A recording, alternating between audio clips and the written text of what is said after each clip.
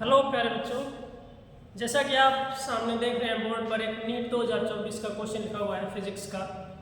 और ये है हमारा चैप्टर यूनिट्स एंड मेजरमेंट्स वाले टॉपिक से। और मैं आपको बता देता हूँ, नीट या जेई में जब भी आप एग्ज़ाम दे रहे होते हैं तो आपको ध्यान रखना होता है, टाइम आपके पास काफ़ी होता है, इतना कम टाइम नहीं होता। हमें ज़्यादा से ज़्यादा टाइम स्टेटमेंट को समझने में देना चाहिए। और जैसे इस क्वेश्चन में आप देख रहे हैं, इसकी स्टेटमेंट जो रीड करते हैं तो लिखा हुआ है the potential energy of a particle moving along x direction varies as v equals to ax square by root x plus b. The dimensions of a square by b are. हमने इसकी dimension बतानी है। हमारे पास जो given option है वो ये है A B C D.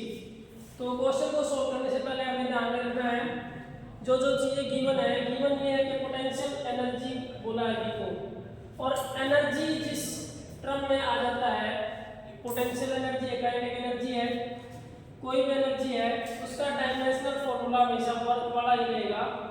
Work जो होता है आपका वो होता है force into displacement, mass into acceleration. Force को लिख सकते हैं into displacement, mass into acceleration को वेलोसिटी बाय टाइम लिख सकते हैं इनटू डिस्प्लेसमेंट, और velocity of displacement by time लिख सकते हैं, नीचे आपका टाइम का स्क्वायर हो जाएगा। तो जो वर्क हमारे पास है, वर्क का जो डायमेंशनल फॉर्मूला हो जाएगा वो हो जाएगा m l displacement into displacement l 2 l की पावर 2, और नीचे t है, t स्क्वायर है तो t की पावर -2। तो जो लेफ्ट हैंड साइड है पोटेंशियल एनर्जी, उसकी आपकी डायमेंशंस जो आ जाएंगी वो आ जाएंगी ml2 t-2 equals to ax square by root x plus b. तो ये जो हमारा गिवन है स्टेटमेंट, इसको हम दोनों साइड के जो डायमेंशंस हैं वो सेम होने चाहिए। डायमेंशनल एनालिसिस में एक हमारा प्रिंसिपल ऑफ होमोजेनिटी है। वो प्रिंसिपल ऑफ होमोजेनिटी यही बताता है कि dimensions of LHS must be equal to dimensions of RHS। दोनों साइड के डायमेंशंस हमेशा इक्वल होते हैं for a dimensionally correct formula. अब अगर हम ध्यान से देखें तो उसने बोला है कि जो पार्टिकल हम मूव कर रहा है एक्स डायरेक्शन में, तो एक्स डिस्प्लेसमेंट हुई, तो एक्स के अगर हम बात करें तो एक्स के जो हमारे, हम इस फैक्टर को सोल्व करें तो ये हमारे पास हो जाएगा ए एक्स होती है आपकी डिस्प्लेसमेंट एल, तो इस एल की पावर 2, नीचे हमारे पास हो जाएगा रूट एल। अब अगर हम बात करें what are dimensions of b, क्योंकि हमने क्वेश्चन में ए स्क्वायर बाई बी के डायमेंशंस बताने हैं, तो बी के डायमेंशन और ए के डायमेंशन पता करने पड़ेंगे। तो बी के डायमेंशंस तो यहाँ से डायरेक्टली आ जाएंगे, क्योंकि डायमेंशनल एनालिसिस में हमारे पास ये फिक्स होता है only same nature quantities can be added और सब्ट्रैक्टेड। अगर इन दोनों का सम हुआ है तो दोनों के डायमेंशन सेम होंगे। तो यहाँ इस फैक्टर के डायमेंशन आपके रूट एल है, तो यहाँ के फैक्टर भी के क्या रहेंगे आपके रूट एल रहेंगे। तो हमारे पास डायमेंशनल एनालिसिस में l प्लस एल एल होता है, 2l नहीं होता। l माइनस एल भी एल ही होता है, 0 नहीं होता। तो हमारे पास राइट हैंड साइड जो हो जाएगी वो हो जाएगी A L square by root L. यहाँ root L plus root L को आप 2 रूट एल नहीं लिख सकते।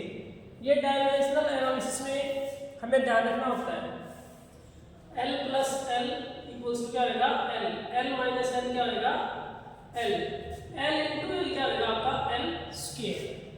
तो यहाँ तक अगर हम देखें हमारे पास जो डायमेंशंस आ जाएंगे A M L square t-2 हो जाएंगे a l raise to power, यहाँ अगर आप बात करें 2 ऊपर है और ये हाफ पावर नीचे से आ जाएगी माइनस, तो हमारे पास आ जाएगा mlt-2 a l raise to power 3/2। अगर हम बात करें हमें सिर्फ डायमेंशंस ऑफ ए पता करने हैं तो ये उस तरफ चला जाएगा डिवाइड में, तो ए के डायमेंशंस हो जाएंगे आपके पास ml2 t-2 divided by l raise to power 3/2। तो ये ऊपर चला जाएगा आपके पास ml2 - 3/2 t-2 जो l की पावर 3/2 ऊपर जाके माइनस हो जाएगी, तो 2 - 3/2 करेंगे तो हमारे पास जो बचेगा वो बचेगा हाफ। आपके पास ये डायमेंशन आ जाएंगे, तो हमें पता करना है a स्क्वायर बाई b के, तो इसका जो आप a की पावर 2 करेंगे तो दोनों साइड पावर 2 हो जाएगी m square, l raise to power half है स्क्वायर करेंगे तो 1 हो जाएगी t की पावर -4 और डिवाइडेड बाई b की जो आपके डायमेंशंस थे वो आए थे हमारे √l।